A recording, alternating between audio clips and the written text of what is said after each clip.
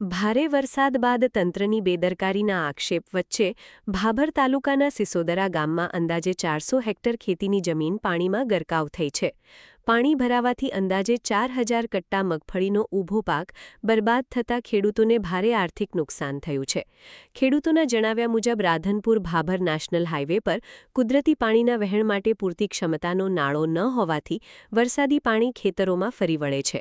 છેલ્લા ઘણા વર્ષોથી સમસ્યા યથાવત હોવા છતાં કાયમી ઉકેલ ન આવતા ગ્રામજનોએ મોટા બોક્સ કલ્વર્ટના નિર્માણ, પાક નુકસાનનું તાત્કાલિક સર્વેક્ષણ, યોગ્ય વળતર અને જવાબદાર અધિકારીઓ સામે કાર્યવાહી કરવાની માંગ કરી છે.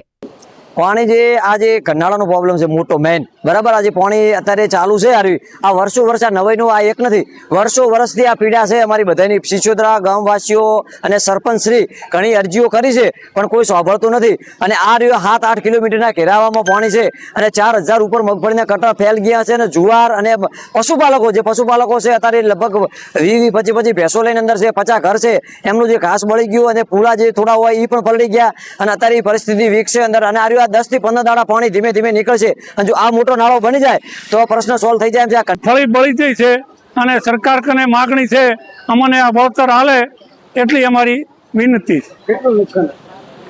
અંદાજે તો નુકસાન તો મોટા પ્રમાણનું નુકસાન છે એટલી અમારી વિનંતી છે.